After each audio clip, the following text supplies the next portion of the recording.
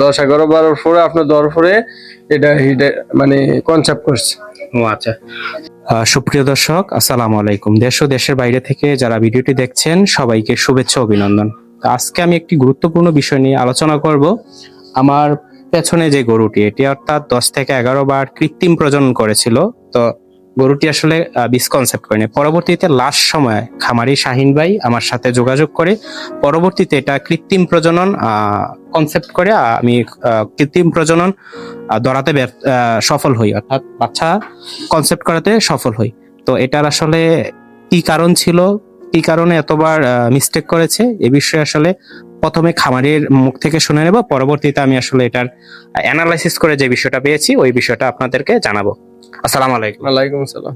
আচ্ছা ভাই, এই গরুটা তো আমি যতটুকু জানি 8 থেকে 9 বার আনুমানিক 10 বারের মতো কৃত্রিম প্রজনন করা হয়েছিল আমার আগে। তো এই সময় কি প্রত্যেক 21 দিন পর পর গরুটা হিটে আসতো? 21 দিন পর হিটে আসতো, কনসেপ্ট করতো না। তারপর আপনি আসার পরে দেওয়ার পরে কনসেপ্ট করছে। ও আচ্ছা আচ্ছা। তো এটা আসলে কনসেপ্ট করতো না, এক্ষেত্রে কি হচ্ছে এটার গরুর কি আসলে হিট কি এরকম থাকতো যে একটু বেশি থাকতো? এত বেশি নর্মালে থাকতো, তারপরেও আপনি হিট মানে বীজ দিলে বীজ নিত না। না না 10-11-12 পরে আপনার দেওয়ার পরে এটা মানে কনসেপ্ট করছে।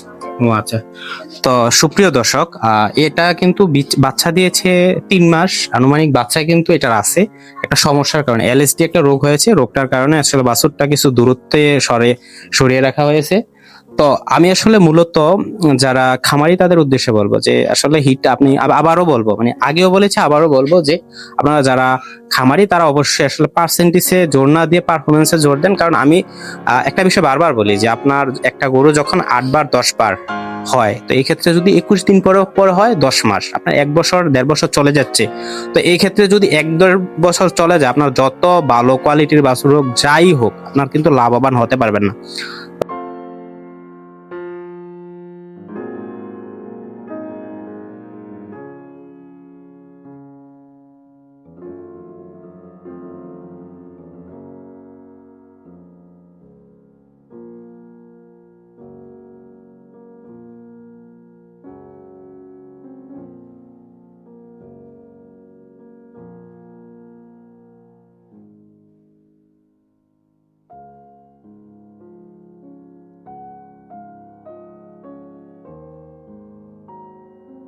তারপরে কনসেপ্ট করে, তো এই ক্ষেত্রে হচ্ছে কনসেপ্ট করার পরে এখন কিন্তু 3 মাস চলতেছে।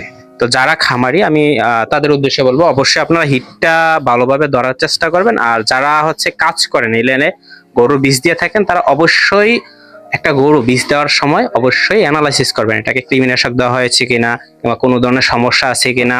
আর ফার্স্ট টাইম হচ্ছে জরায়ু কন্ডিশনটা দেখবেন আসলে প্রপারলি ভাবে সঠিকভাবে আছে কিনা, আচ্ছা জরায়ুটা। তো এই ক্ষেত্রে যদি সবকিছু ঠিক থাকে অবশ্যই আপনারা বীজ কনসেপ্ট করাতে সফল হবেন। আর অবশ্যই আপনারা যখন বেশি বেশি অ্যানালাইসিস করবেন তারপর আপনাদের দক্ষতা বাড়বে, আপনাদের কনসেপ্ট রেট বাড়বে।